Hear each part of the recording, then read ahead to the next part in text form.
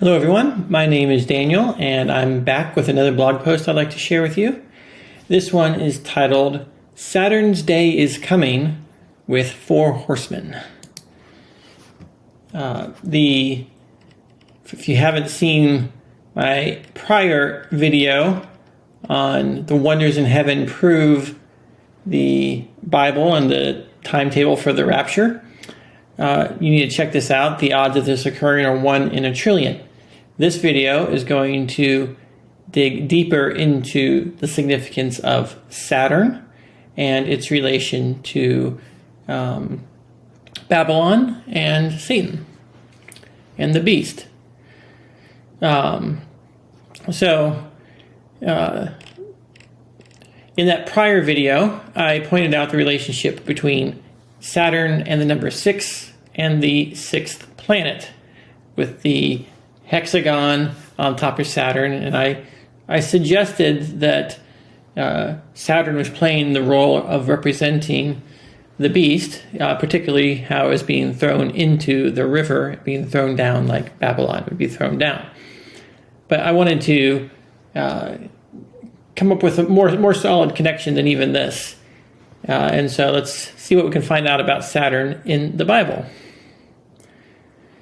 In Leviticus 17:7, it reads, "And they shall no more offer sacrifices unto devils, after whom they have gone a-whoring. This shall be a statute forever unto them throughout their generations." Now, at first glance, you might say that has nothing to do with Saturn.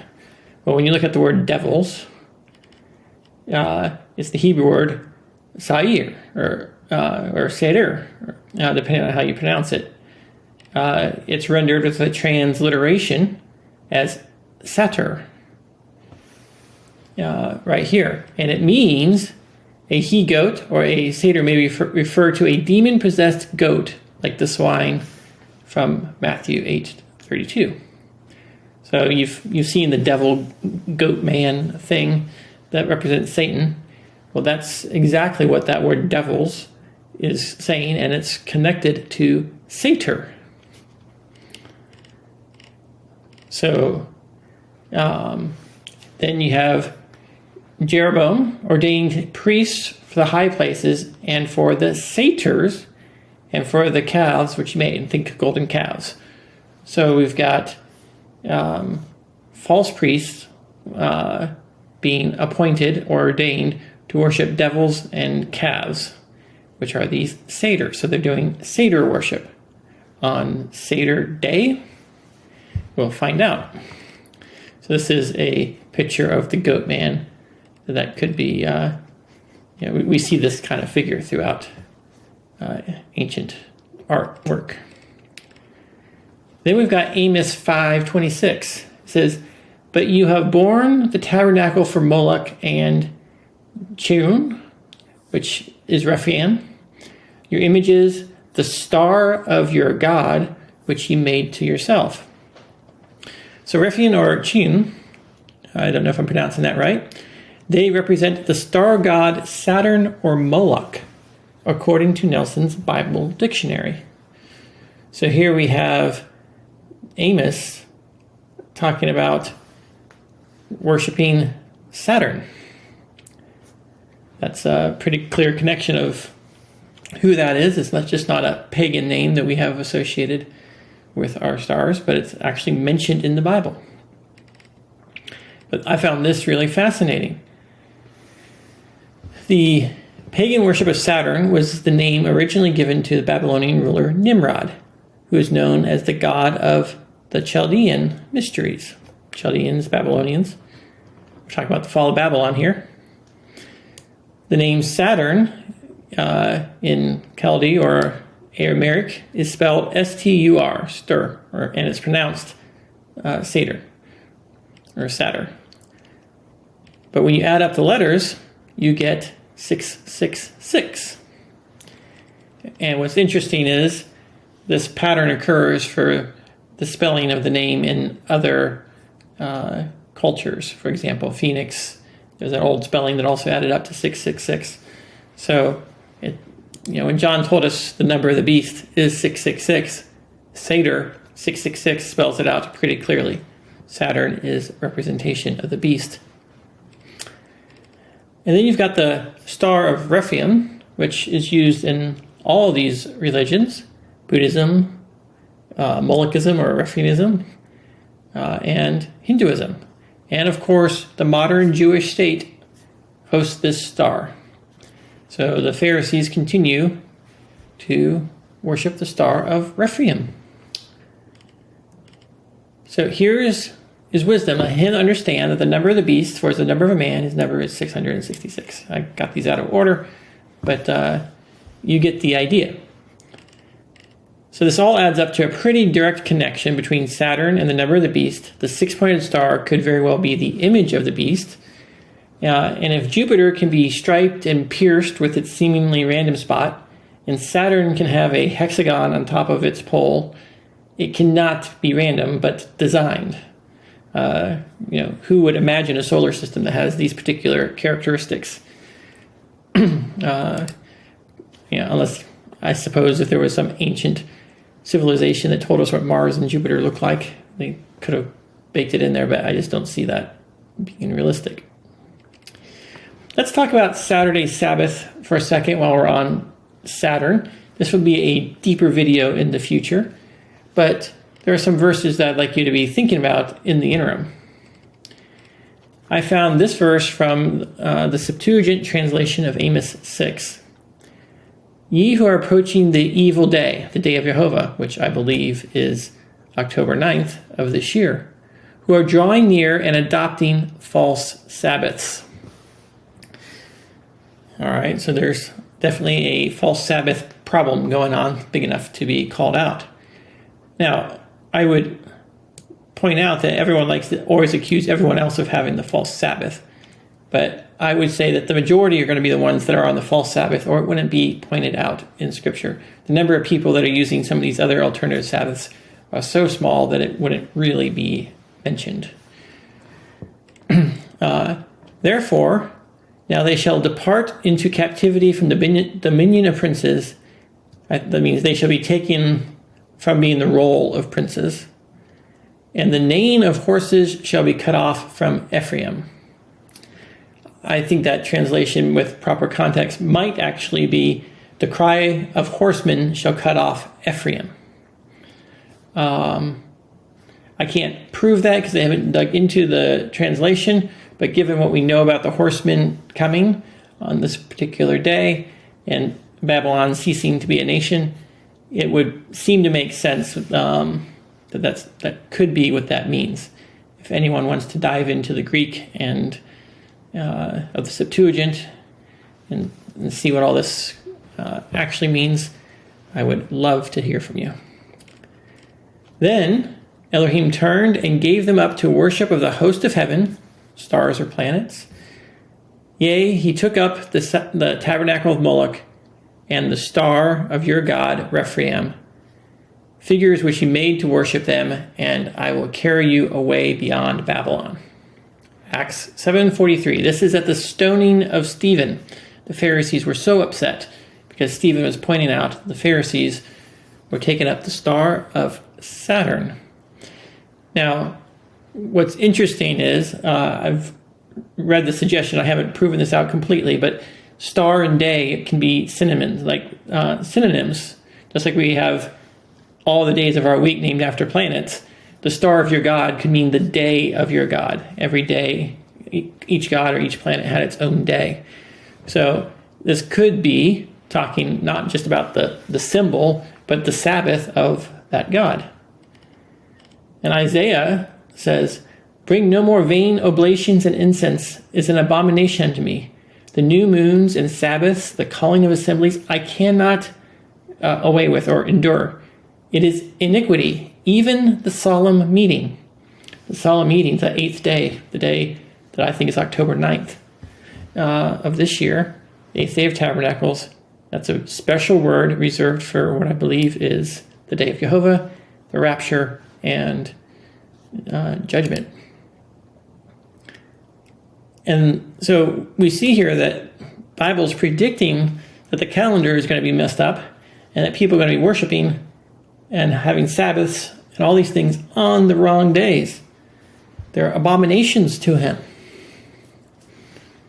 That's pretty harsh language. And then there's the Epistle of Barnabas, which is from the Apocrypha.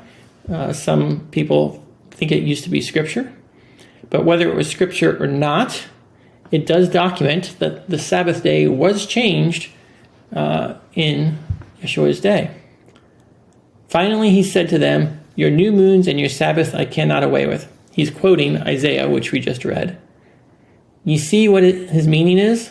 It is not your present Sabbaths that are acceptable, but the Sabbath which I have made, in the which, when I have set all things at rest, I will make the beginnings of the 8th day, which is the beginning of another world. So if he parsed that out there, he's saying that he's quoting Isaiah and pointing out and calling out that their present Sabbaths are the ones that are abhorrent. They're not the ones that he made.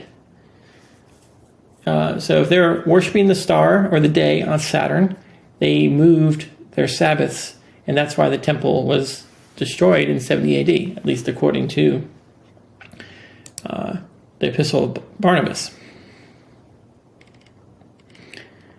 Then, as I was studying, I came across a fascinating detail about the fall of Babylon, which is what Saturn represents.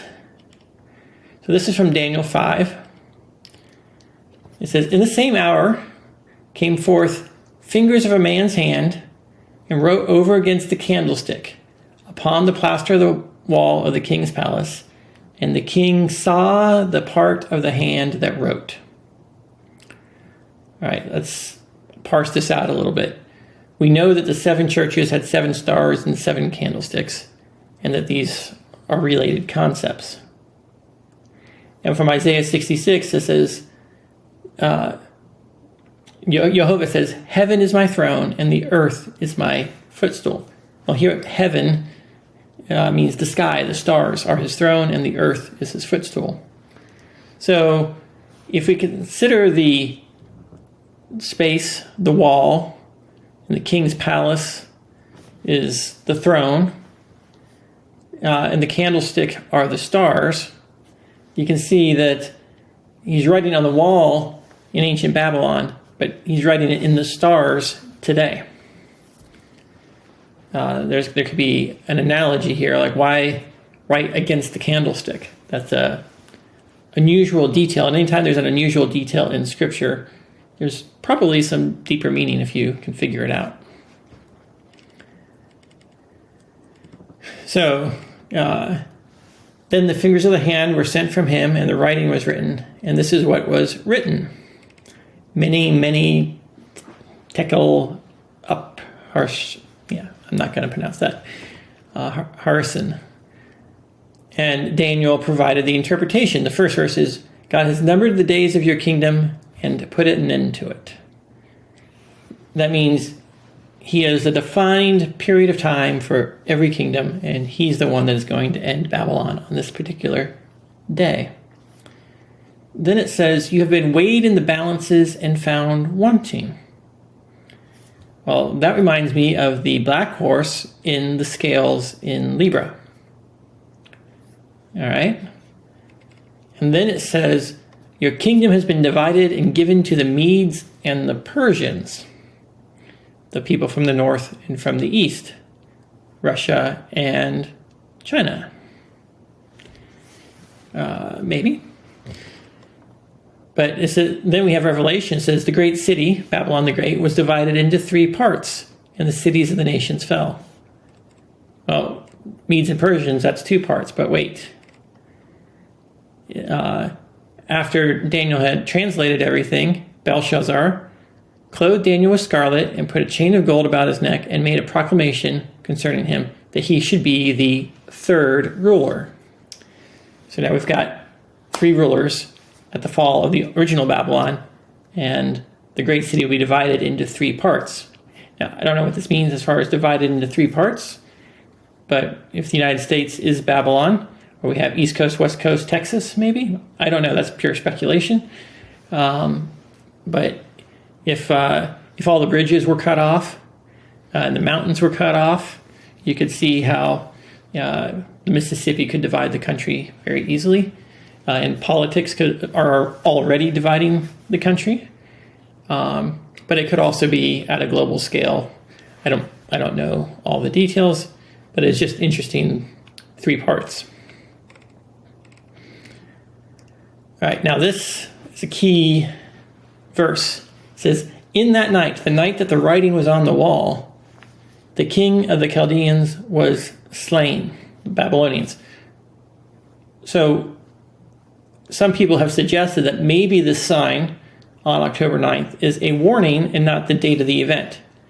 But if this sign lines up, like it does with Libra and the scales and dividing into 3 parts, then the sign occurs on the night it falls. So just something to think about if you're looking to dismiss signs as being just warnings that's still in the future, right? How many warnings are we going to get? But yeah, there you go.